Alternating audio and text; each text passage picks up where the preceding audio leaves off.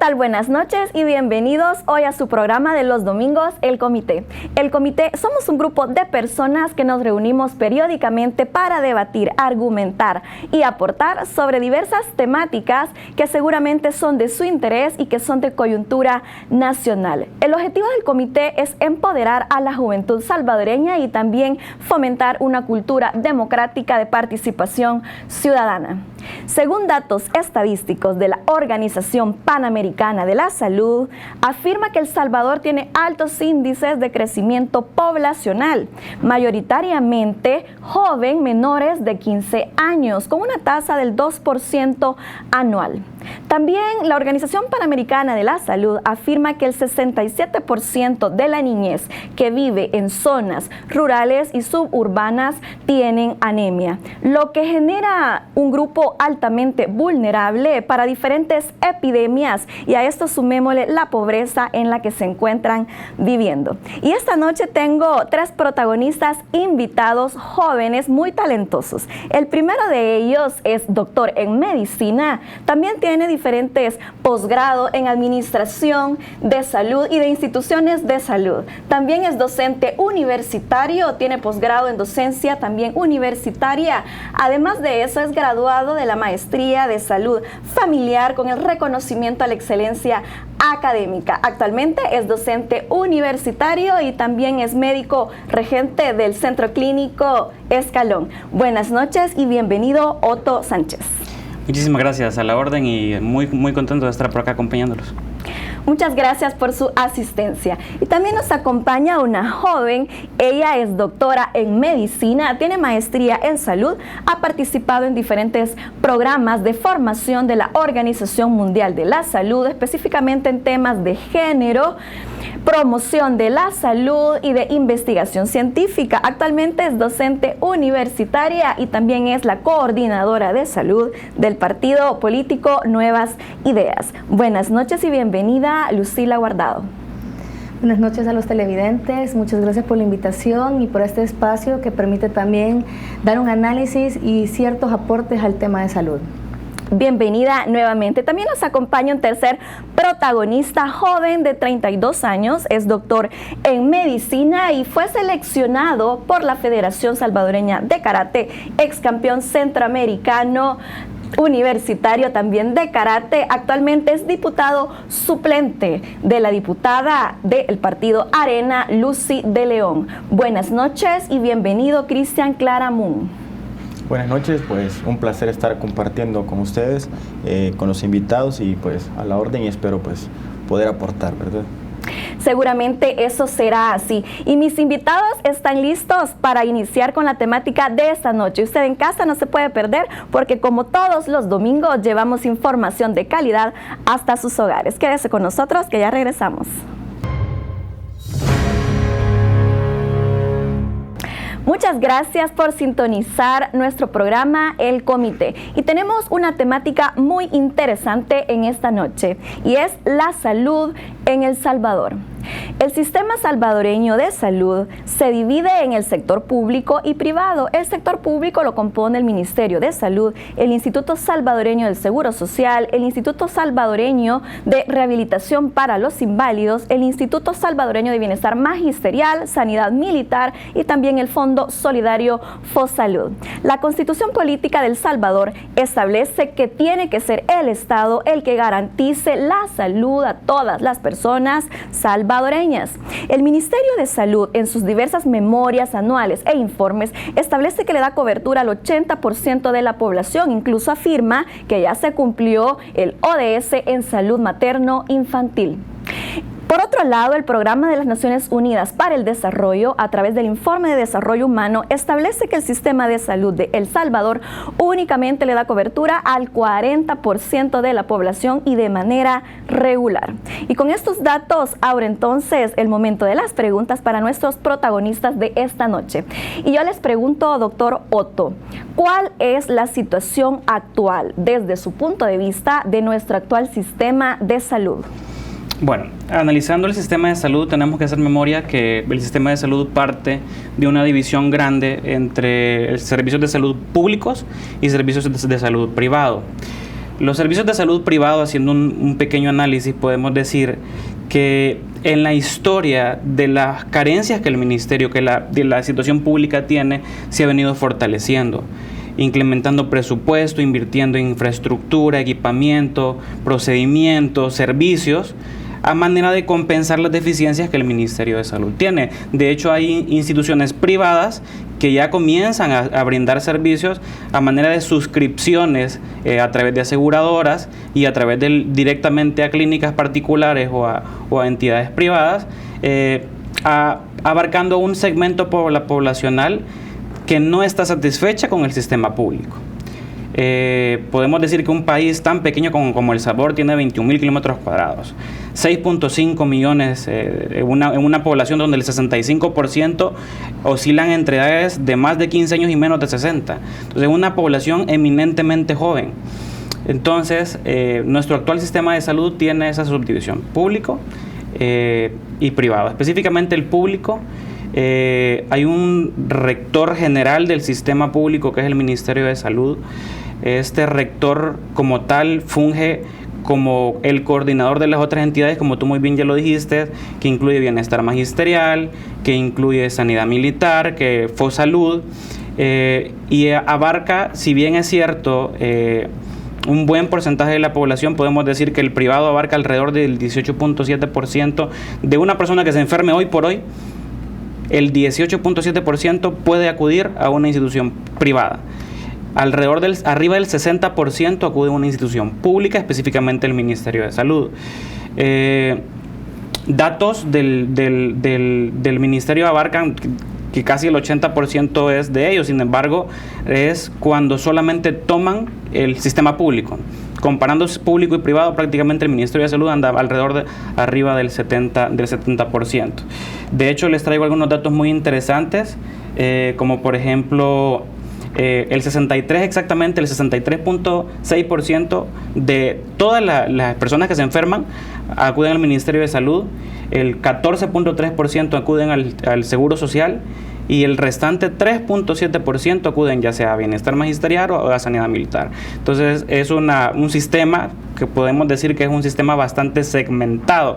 No es un sistema único de salud, sino es un sistema segmentado dividido en público y privado principalmente, y el público como tal con un ente rector que es el ministerio, y abajo de él coordinándolo estarían el resto de instituciones. Actualmente esa es como que la estratificación en que se encuentra el actual sistema de salud. Una pregunta de los datos que tú acabas de mencionar. Entonces, podemos entender que la mayoría o la mayor parte del sistema de salud se encuentra privatizado, y también algunos datos reflejan que la mayoría de hospitales privados se encuentran en las zonas urbanas, no así en las zonas rurales. ¿Qué sucede entonces con el acceso a la salud en El Salvador? Lo que sucede es que realmente es el 18.7% de personas que acceden al sistema privado, personas que no están satisfechas con el sistema público, personas que pueden y tienen la capacidad económica para visitar un médico privado, hacer exámenes en lo privado y cirugías y el resto de procedimientos en lo privado, tomando en cuenta la calidad del servicio que tiene el sistema privado. Ahora bien, el punto es que de este sistema privado, la mayor parte está concentrado en San Salvador. ¿Sí? Existen urbes de clínicas y centros médicos privados, por ejemplo en Santana, en San Miguel, que son muy reconocidos, pero aún sumando Santana, San Miguel, San Salvador, no representan más del 20%, son el 18%. La gran mayoría siempre sigue concentrada en el Ministerio de Salud. El Ministerio de Salud representa arriba del 60% de la cobertura total. Cuando el viceministro de Salud habla que tienen coberturas entre el 75 y el 80%, está hablando solamente del sistema público, no tomando en cuenta el sistema privado. Ahora, si tomamos en cuenta privado, sí, 18% privado y el restante, que es la gran mayoría, en todo el sistema nacional. Qué interesante todos los datos que tú acabas de mencionar, pero voy contigo, Lucy. ¿Cuál es tu lectura frente a nuestro actual sistema de salud? Bueno, el análisis es, como bien decía mi colega, el doctor Otto, hay que reconocer también que estamos subdivididos, un sistema que está fragmentado y segmentado. Esto quiere decir que tenemos servicios tanto públicos y privados, y dentro del área pública tenemos aún más subdivisiones, que eso va delimitando o metiendo en pequeños marcos a la población. El Ministerio de Salud Pública hasta hace más o menos 3 años daban una lectura aproximada del 73 al 80% de la cobertura, teniendo en cuenta que mucha de esta gente que consulta al hospital público o a la unidad de salud puede consultar también a Fosalud, puede consultar al mismo tiempo, puede ser beneficiario o cotizante, y en dado momento también puede hacer uso, si sus condiciones económicas se lo permiten, del sistema privado. Existen diferentes sistemas a nivel latinoamericano y a nivel del mundo. Hay sistemas unificados.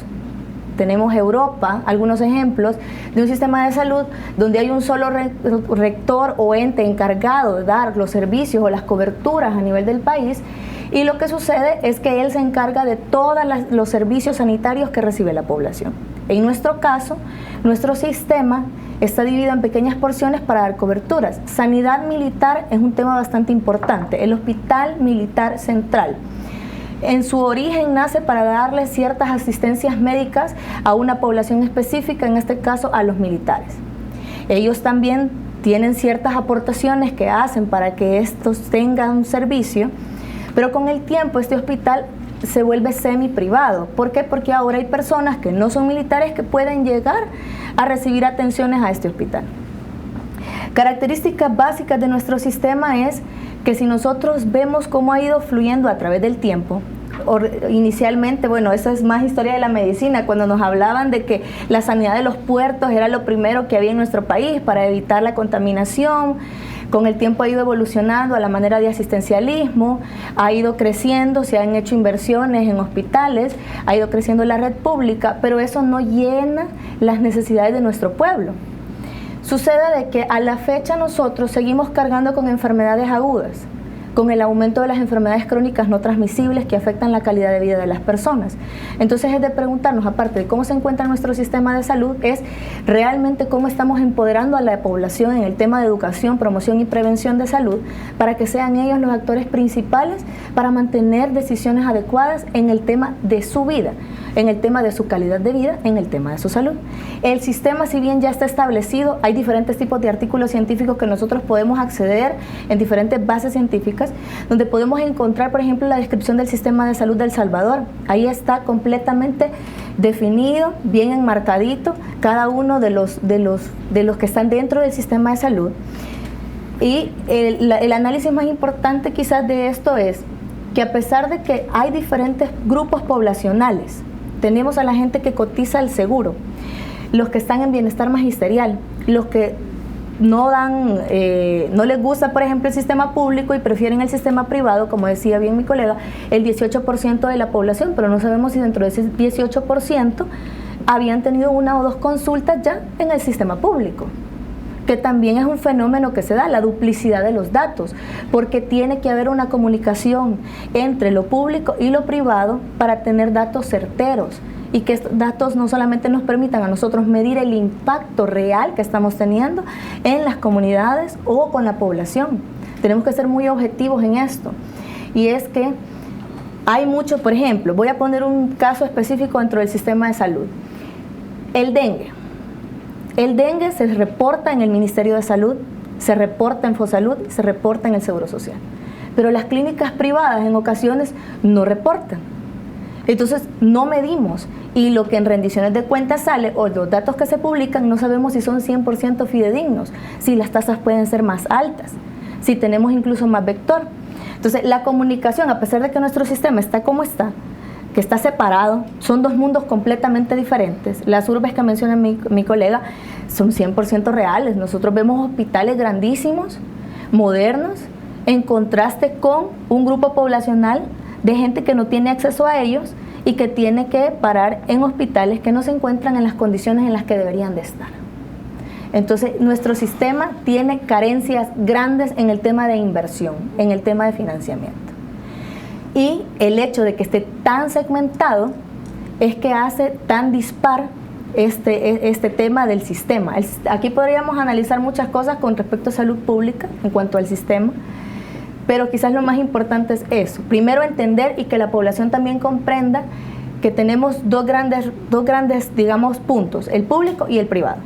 Y dentro del público, cada uno de estos que interviene de forma directa en los servicios que la población adquiere. Luego vamos a retomar tu aporte en el tema de financiamiento, pero voy contigo, Cristian. ¿Cuál es tu lectura frente a nuestro actual sistema en específicamente mortalidad, natalidad, acceso, oportunidades en nuestro país? Bueno, yo creo que en ese sentido, si hablamos del acceso, la misma natalidad, mortalidad, todo está relacionado con un punto muy importante, que viene a ser la educación. Porque en nuestro sistema de salud, desgraciadamente, se puede decir que tal vez no se ha invertido o no se le ha tomado el valor preciso a la educación de la población, sobre todo para optimizar el recurso que se tiene. Muchas veces sucede, hablamos de acceso, las personas de X cantón, vamos a hablar por mi departamento en San Miguel, tenemos ahí el cantón ahí por Miraflores, y la gente dice, bueno, son las 8, 10 de la noche, y dice, bueno, tengo el niño enfermo desde la mañana, me llegó de la escuela enfermo, y está con tomitas y cosas así, y espera hasta la noche cuando ya vieron que no solucionaron nada.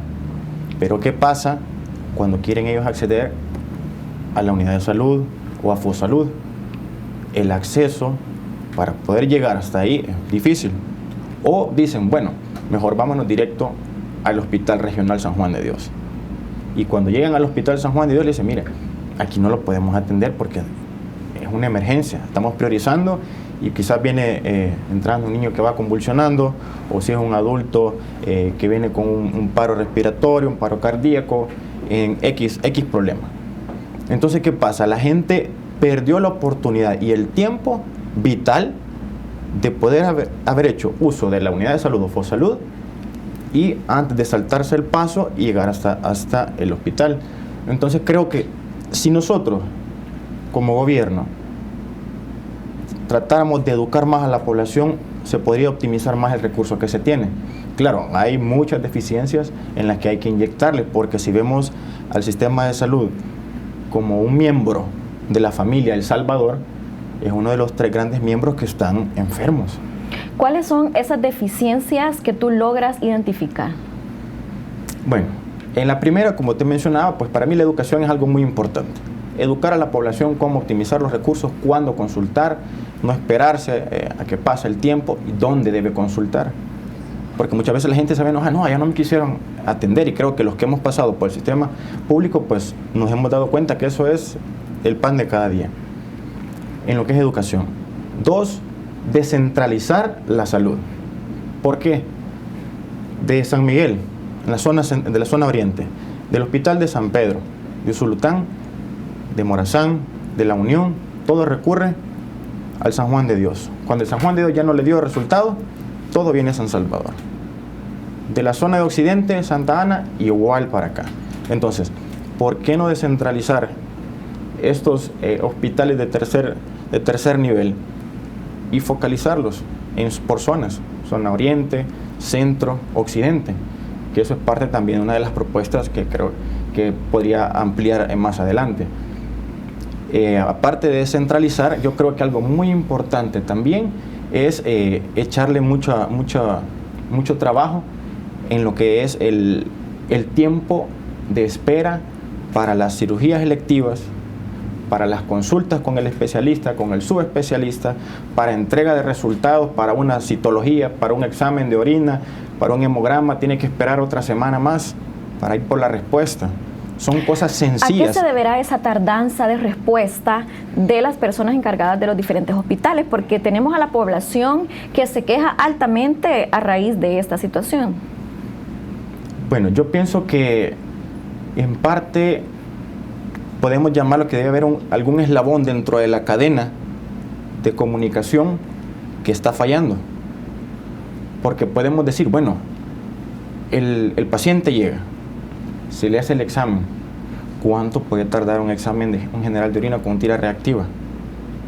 Le estamos ayudando al paciente a que si la infección está allá y queremos ir con un tratamiento adecuado, se puede optimizar el tiempo en base con algo más programado más organizado. Yo creo que falta organización, sobre todo.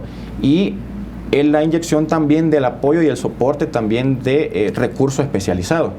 Porque para todo eso, si hablamos de que llegan los pacientes, bueno, falta de medicina, otro tema importante, bueno, debemos de tener hablamos de un ingeniero industrial que se organice y diga, bueno, yo voy a estar encargado de que el abastecimiento tenga una base, esta base va a partir de, debe haber un mínimo en tal zona porque estas enfermedades están focalizadas en esta zona, un mínimo de este medicamento debe estar en otra zona para realmente así garantizarle a la población que el medicamento va a estar cuando se necesita, al igual que los insumos. Yo creo que eso es muy importante, el recurso especializado y adecuado dentro de la cadena de trabajo que debe haber en el sistema de salud.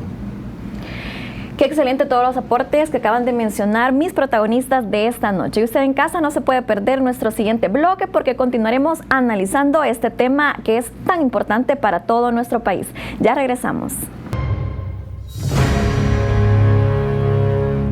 Muchas gracias por continuar en la sintonía de su programa El Comité. Estamos analizando un tema muy importante para toda la población salvadoreña y es el tema de la salud.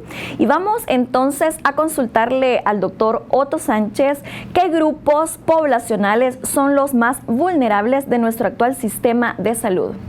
Ok. Para responder a esa pregunta, voy a utilizar un informe que realizó la PNUD en el año 2018. Es un informe bastante reciente, que es el informe del desarrollo humano en El Salvador. Justamente la PNUD nombra ese informe de desarrollo humano al grupo poblacional de riesgo que en nuestro país representa la mayoría, al grupo poblacional joven. Justamente menciona que los jóvenes entre 15 y 29 años es el grupo que representa aproximadamente el 30% de la población, y dentro del informe menciona algunos datos muy interesantes con respecto a violencia. La esperanza de vida en nuestro país está oscilando entre los 57 y los 76 años. Es decir, si tú eres mujer, optas con solo el hecho de haber nacido en El Salvador con vivir 70, un poquito más de años. Si eres joven y hombre, puedes vivir menos. ¿A qué se deberá esa disparidad en cuanto a la esperanza de vida? La violencia. La violencia es el resumen que hace al grupo poblacional joven uno de los más vulnerables en temas de salud. Y la violencia genera una gran cantidad de cosas. Dificulta el acceso a sistemas de salud. La violencia genera violencia no solamente de tipo física, homicidio, sino también puede ser de tipo de violencia sexual. Entonces, en términos generales, el PNUD como tal y a manera personal sí considero que el grupo poblacional joven es uno de los grupos más vulnerables. También quiero hacer mención que en El Salvador existe un modelo que ha creado un modelo como tal de análisis de pobreza que lo cataloga como pobreza multidimensional. La pobreza multidimensional abarca diferentes factores o diferentes puntos que analiza. Dentro de esos factores incluye la educación, condiciones de vida, trabajo y seguridad social, salud, servicios básicos y calidad de vivienda. Específicamente en la última dimensión, en la calidad de vivienda, las personas que viven en pobreza tienen, difícil acceso. Y además con frecuencia tienen inseguridad en la zona. Si alguien no es, pongo muchos ejemplos, promotores de salud, visitan una comunidad sin informar a los líderes de las pandillas de la localidad, ¿cómo creen que terminan? Promotoras violadas, muchos asesinados. Entonces es la realidad que actualmente en nuestro sistema de salud, el tema de violencia y salud está muy relacionado. De hecho, hay algo que sería súper interesante estudiar, que son los años potencialmente perdidos. Los años potencialmente perdidos tienen que ver, tú tenías que vivir, si eres hombre, vivir 57 años, 67 años. ¿Por qué moriste antes de llegar a esa fecha? Entonces, una de las principales causas en el 30% de la población es la violencia. Es la violencia a nivel de pandillas juveniles, a nivel de estructuras criminales que rodean comunidades y urbes, no solamente urbanas, sino también comunidades rurales. Entonces, ese tema de violencia en general en nuestro país también impacta como tal. De hecho, el 34% el 33.4% de los hogares salvadoreños como tal entran en ese grupo vulnerable que se les considera pobre multidimensional. Es decir, o no tienen acceso a educación, o no tienen acceso a salud, o no tienen una vivienda digna o adecuada, o no tienen trabajo y seguridad social. Entonces, con esos factores sumados, entramos en una categoría que muy poco hablamos en política como tal, que es la pobreza multidimensional. Ahora ya no es solo pobreza, tú vives vives al día con menos de 1.25 al día. Ahora pobreza multidimensional no solamente es el tema económico, es el tema de educación, es el tema de salud, es el tema de vivienda, es el tema de trabajo. Entonces, ese grupo poblacional con específicamente el 30% que tienen pobreza multidimensional, según el informe generado por la PNUD, pues es un grupo de riesgo. Sobre eso te quiero preguntar, y es que desde que ascendió al poder el FMLN se creó una política nacional de salud. En diferentes informes también se afirma que se tomaron algunas medidas en torno a la violencia. ¿Tú has percibido algún cambio en esto específicamente en la zona donde tú te mueves? Realmente el tema de violencia, cuando hablamos de intersectorial, el Ministerio de Salud como ente rector tiene diferentes valores. Uno de los valores es la intersectorialidad. Es un tema difícil y no solamente se debe tocar el médico. Realmente son alcaldías, son grupos comunitarios, ADESCOS, Policía Nacional, Policía Rural. Todo eso conlleva en unas redes que se llaman redes integradas de servicios de salud, que incluye en el ministerio como tal algo que se llama Contraloría Social. La Contraloría Social se ve en un foro que se llama Foro Nacional de Salud, donde están diferentes entidades que no tienen que ver con el ministerio. La Contraloría Social no la da el ministerio. La Contraloría Social la da alcaldías, la da ADESCOS, líderes comunitarios, incluyendo Policía Nacional. Entonces, cuando se dan estos actos vandálicos contra, por ejemplo, personal de médico que hace visitas comunitarias como parte del trabajo, el equipo comunitario, por eso se llama equipo comunitario de salud familiar, de las funciones que tiene es visitar la comunidad. De hecho, los equipos comunitarios están dentro de las comunidades. Pero ¿qué pasa cuando la comunidad es insegura? ¿Qué pasa cuando la comunidad es violenta? Cuando el equipo comunitario no puede salir de una zona porque de otra zona pasa a otra pandilla.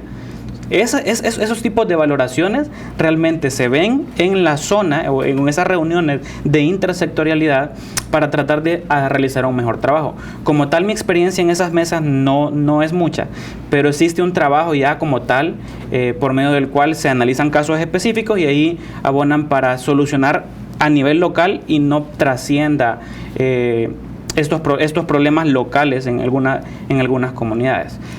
Quizás solo para abonar al tema que preguntaste al principio del sistema de salud.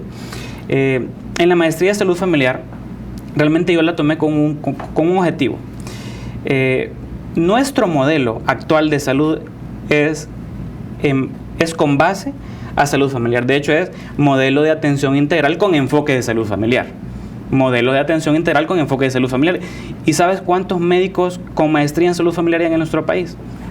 20 médicos. 20 médicos que podrían echar a andar este modelo de salud integral con enfoque de salud familiar y que muchos de ellos ni siquiera están en el ministerio en un puesto gerenciales que puedan echar a andar.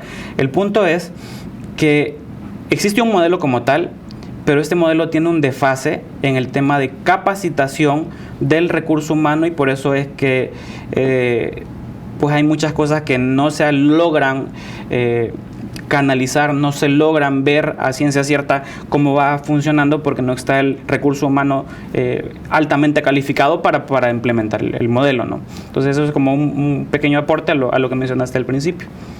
Qué interesante toda la información que tú mencionas, pero quiero consultar un poco más, retomando, Lucy, los datos que tú dabas en el anterior bloque relativo al presupuesto y a los medicamentos. La Política Nacional de Salud actual afirma que tiene el 85% de abastecimiento de los hospitales.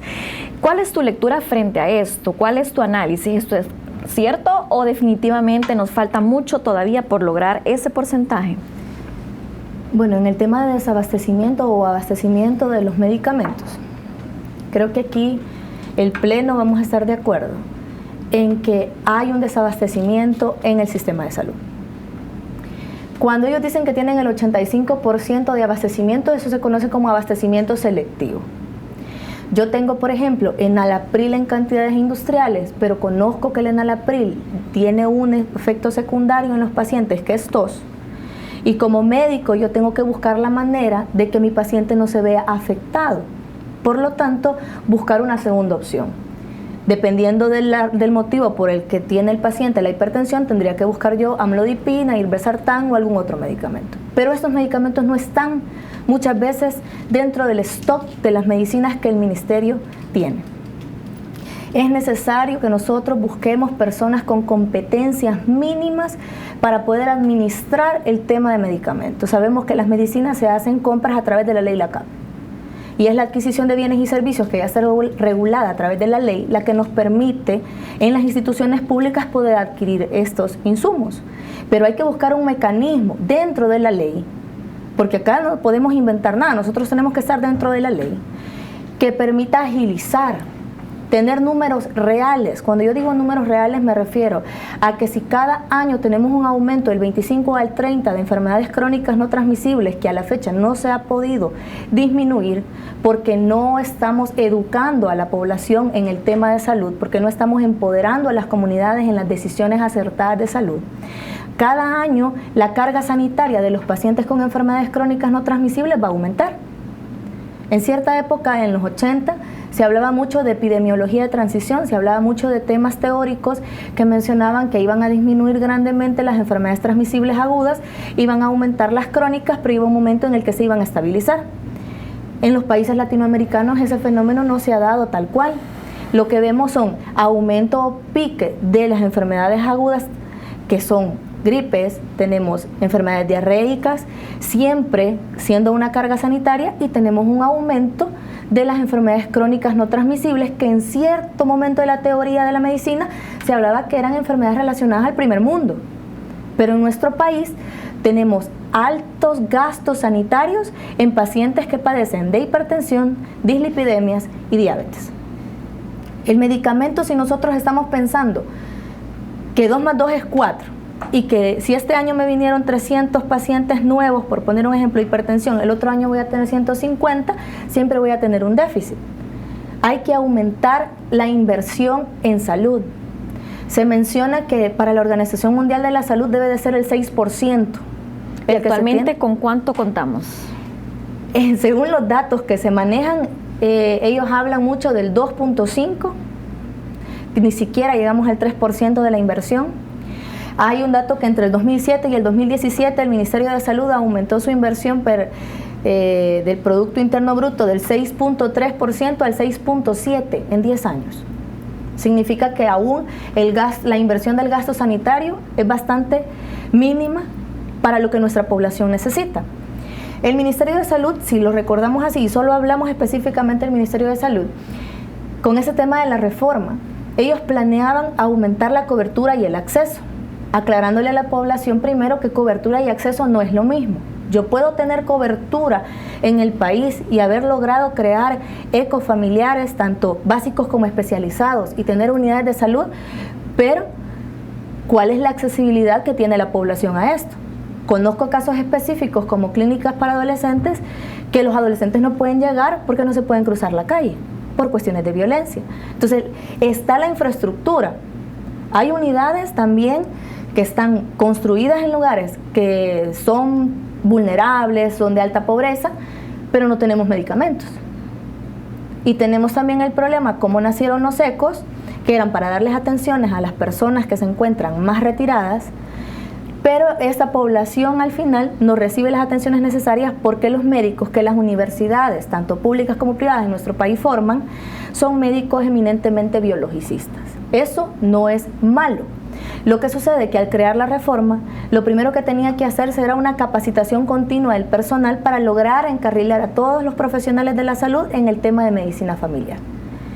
Definitivamente estamos cortos con el financiamiento del Ministerio de Salud, porque lo que necesita nuestra población es alto.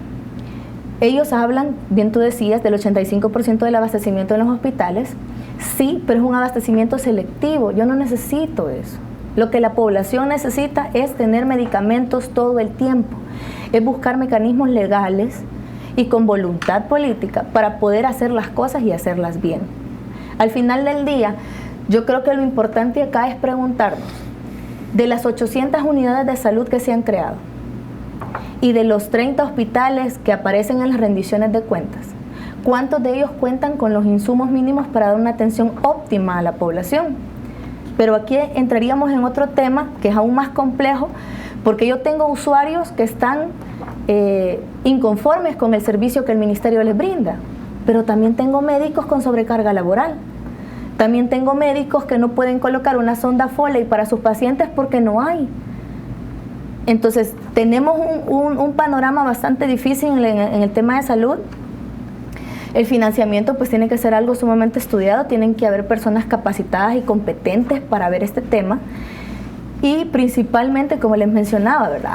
Hay leyes establecidas, así como la Constitución establece que es el Ministerio de Salud el encargado desde el artículo 65 hasta el artículo 70 de su Constitución, donde brevemente explica que es el Ministerio de Salud el encargado, que es el rector.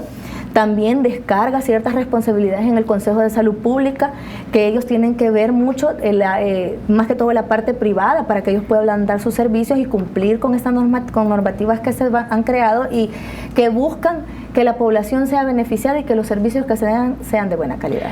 ¿Cuál es tu opinión sobre las diferentes noticias que tuvimos en el pasado mes de diciembre relativo al presupuesto de salud, en el que se afirma que se aumentó en 56 millones para el 2019? 56 millones es una cifra que puede parecernos bastante grande, pero recordemos también que la deuda social que tenemos con la población en el tema de salud triplica esa cantidad. Tenemos una de las tasas de natalidad más altas de América Latina, no tenemos programas de educación sexual y reproductiva que sean funcionales y que se ejecuten de la manera en la que se tienen que hacer. Entonces quiere decir que cada año nosotros el gasto sanitario va a ir superando por mucho el presupuesto que nos van otorgando. Sobre eso que tú acabas de mencionar de la educación sexual, recientemente en el 2018 tuvimos en la Asamblea Legislativa una propuesta para crear una política de educación afectiva y sexual. ¿Cuál es tu opinión sobre la no aprobación de dicha ley? Yo creo que en estos temas de educación, yo, como bien mencionabas al principio, yo tengo algunos diplomas de participación de la Organización Mundial de la Salud, más que todo en promoción, prevención y educación en la salud. Creo yo que es sumamente importante que la población se eduque en estos temas. La educación sexual no implica que yo voy a dar conocimiento para que se mal use o se interprete mal. La tasa de embarazadas adolescentes, lo voy a decir de manera muy personal, no debería de existir. No deberíamos de estar midiendo mujeres jóvenes, adolescentes embarazadas, ni entre 10 años ni 19 años. No debería de existir. Pero recientemente existe. te interrumpo porque me llama la atención una noticia sobre una entrevista que le hicieron a la doctora Violeta Mengíbar en esta temática, y ella afirmaba que se debe educar a las niñas y adolescentes para que digan que no a los adultos. ¿Qué opinión te merece eso a ti? Bueno, yo creo que no es tanto el no a los adultos tan vacío. Para mí sería un comentario bastante vacío. Sería más objetivo todavía. Empoderemos a nuestras niñas y a nuestras jóvenes, a nuestros adolescentes para tomar decisiones acertadas en salud. Porque un proyecto de vida se construye desde que ellas toman la decisión de no embarazarse. Pero ¿cómo yo voy a lograr que el adolescente de 14, 16, 17, 18 años no se embarace si yo no le doy el conocimiento necesario? No solamente por el tema de evitar los embarazos, evitar las enfermedades de transmisión sexual. O sea, realmente acá es que todos los involucrados que estamos metidos en ese tema, tanto expertos en el tema, salubristas, epidemiólogos, diferentes tipos de personas, expertos en derechos humanos, en género, podamos sentarnos en una mesa y decir, bueno, ¿qué es lo que nosotros podemos hacer con una ley? Si bien en la reforma hay un apartado de salud sexual y reproductiva, y la reforma también contempla algunas medidas que han sido muy buenas en el tema materno-infantil más que todo, todavía tenemos ese índice de adolescentes embarazadas que no debería de existir. Y no se trata de decirle no al adulto, porque también puede estar con un joven de su misma edad. Se trata de que ellos puedan tomar decisiones acertadas. Si ellos deciden iniciar relaciones sexuales, lo hagan con la prevención del embarazo, con la prevención de las enfermedades de transmisión sexual. Y veamos también cuál es el ciclo de pobreza que nosotros estamos replicando en este tema de la carencia de la salud sexual y reproductiva, porque una joven que no conoce, una joven que está destinada a quedar embarazada, a tener un niño probablemente desnutrido si ella no ha tenido una buena nutrición, este niño puede ser víctima de violencia, no va a tener oportunidades de vida y este ciclo se mantiene.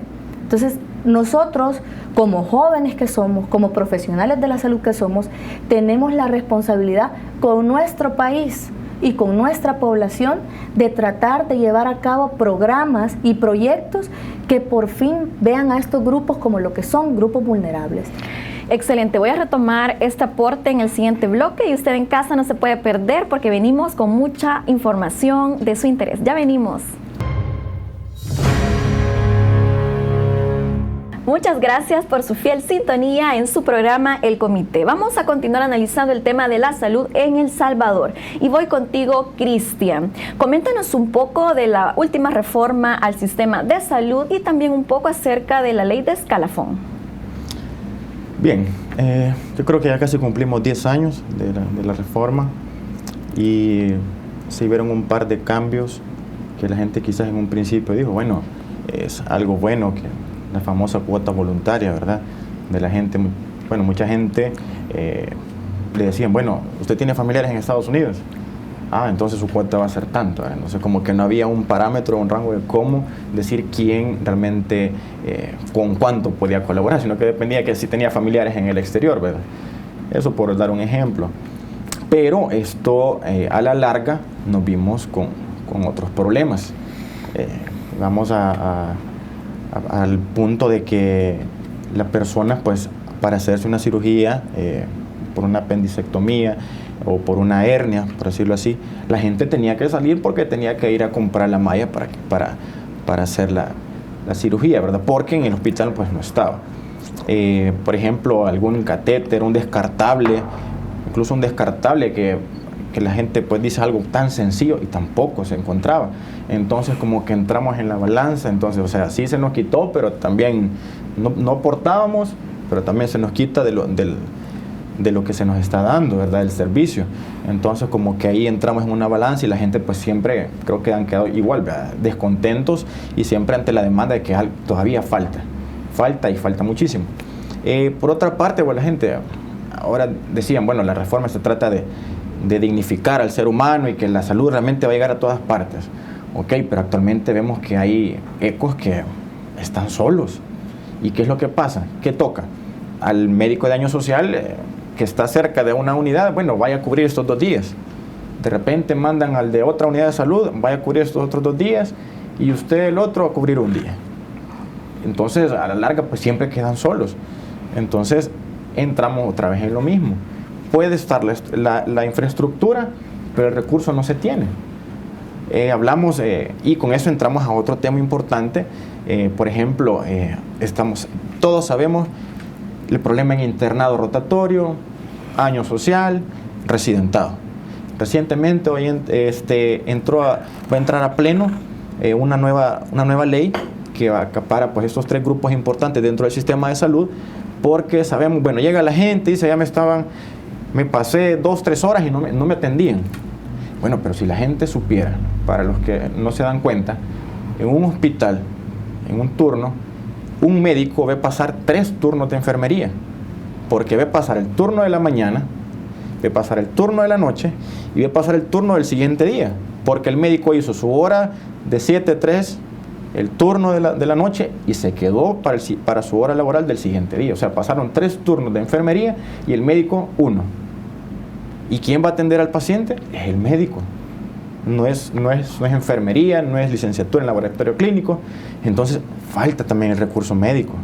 Y es otra cosa que se ha visto como una mano de obra barata. Así se le quiere ver tanto al interno, al de año social y al residente.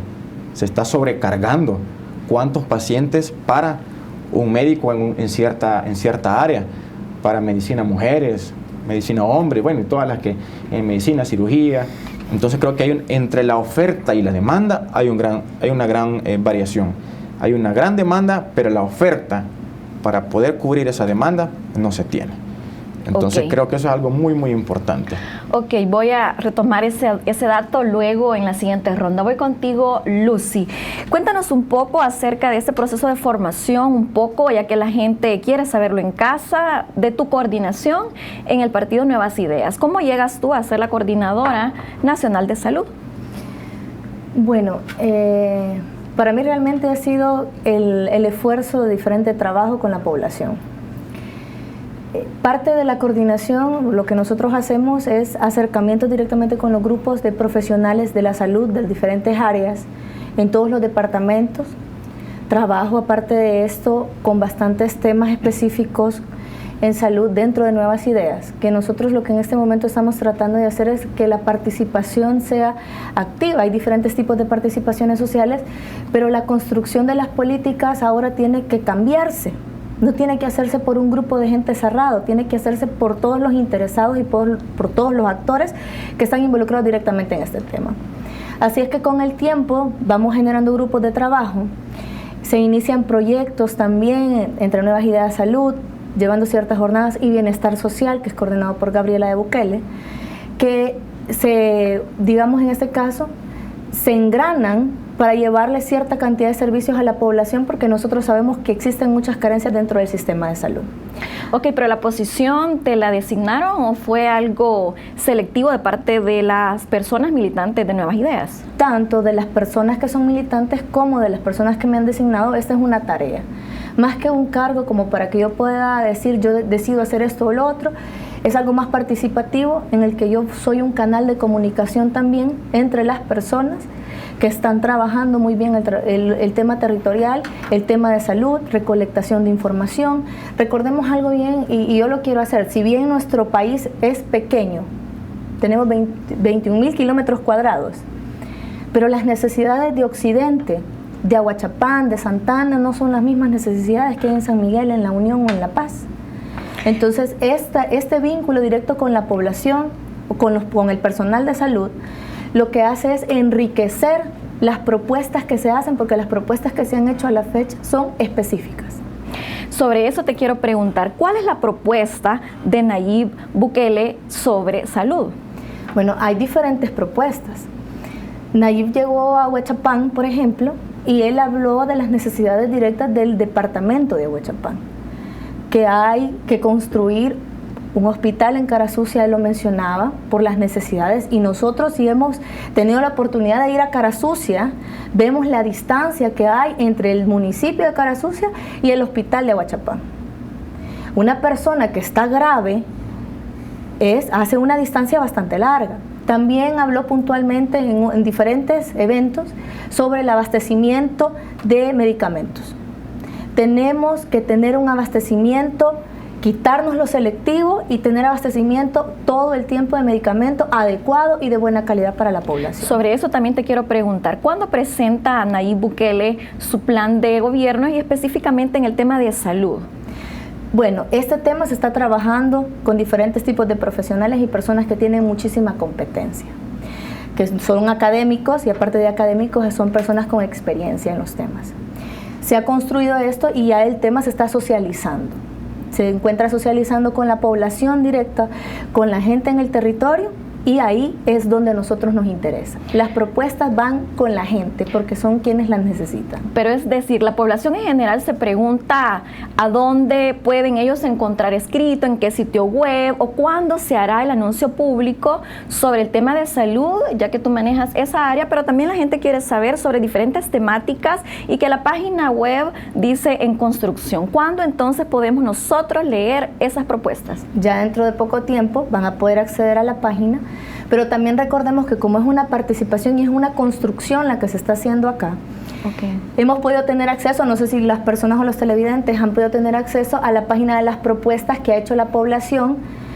Se creó una plataforma para que todo el mundo depositara ahí sus propuestas. Y esas mismas han sido retomadas en diferentes temas. Ya vimos la primera propuesta de deporte, la hizo Yamil Bukele. Ya hay diferentes propuestas que han ido saliendo en el tiempo. Lo que sucede es que estamos tan acostumbrados a recibir un papel o un libro que diga propuesta tal, pero de esas propuestas hemos visto varias. Creo que hay que cambiar el método y hay que tratar ahorita, por lo menos sabemos que tenemos gente trabajando en los temas, sabemos que hay propuestas que son realmente excelentes, son aportes muy buenos, pero el papel puede aguantar con todo y también los periodos de campaña electoral aguantan con todo, con cualquier tipo de propuesta. Lo que nos interesa es que lo que se tenga que proponer sea primero factible y segundo de un beneficio directo para la población que nosotros podamos medir o cuantificar en el tiempo. Muy interesante todo lo que tú acabas de mencionar, pero voy contigo, Otto.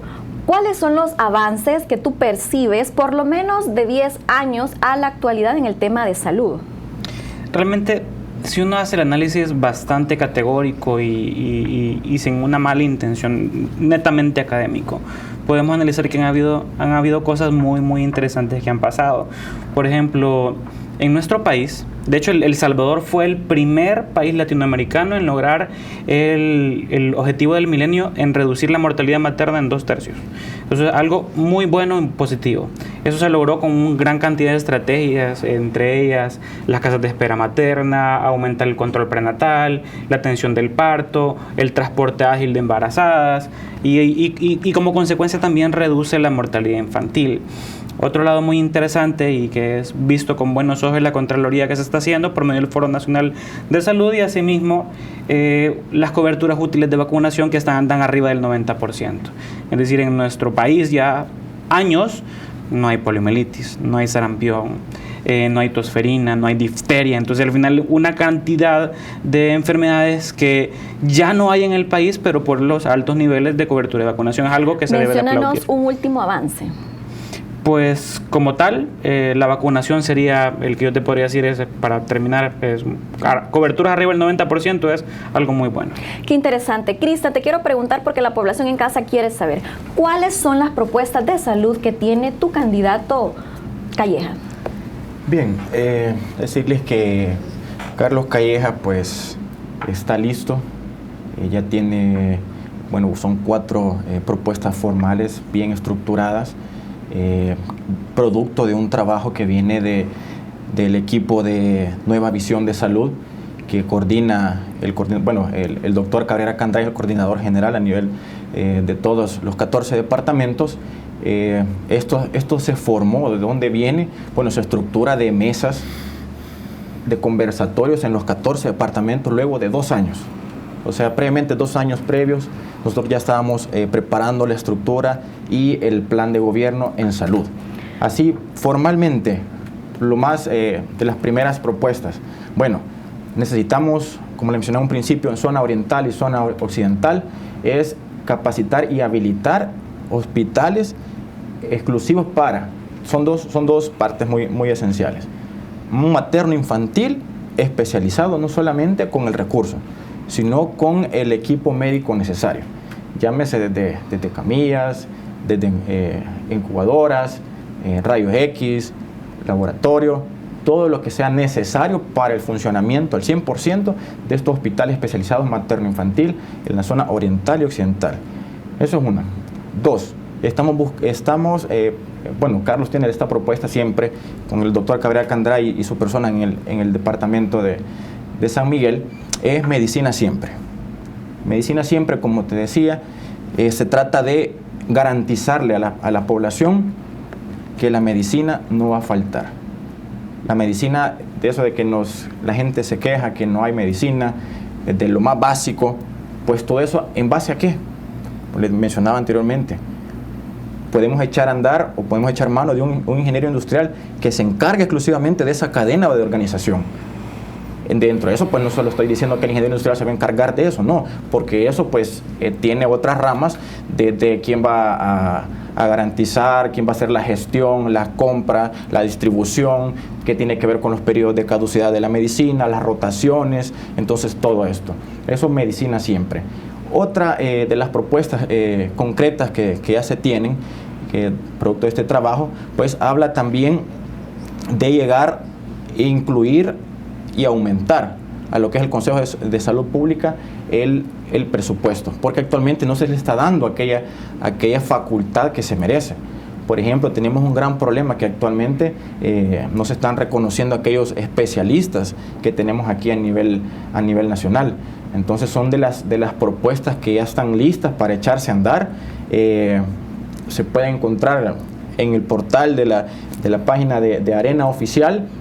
Creo que es un proyecto que al nomás la gente, bueno, nos dé el apoyo y el voto, pues está listo para empezar a echar a andar, bien estructurado, bien consensado. 2 años de trabajo a nivel nacional por los 14 departamentos, encabezado por un gran profesional como es el doctor Cabrera Candray, y Carlos pues enterado al 100 y empapado de todo lo que es este programa, no solamente en salud, seguridad, educación. Entonces tenemos una amplia gama de propuestas, pero en salud pues propiamente son estas. Bueno, muchas gracias, les agradezco su asistencia. No cabe duda que la población en su casa tendrá su propio análisis y conclusiones, pero no podemos olvidar que le corresponde al Estado salvadoreño, independientemente del partido político que llegue al Ejecutivo en las próximas elecciones, mejorar las condiciones de salud de la población. Recordemos que esto es un pilar fundamental para el desarrollo y crecimiento de toda la población en general. Y me despido con una frase muy interesante de un líder político y religioso, Mahatma Gandhi, que él afirmaba que la salud es la verdadera riqueza y no las monedas de oro y plata. Aunque sin dinero es muy difícil tener una salud de calidad.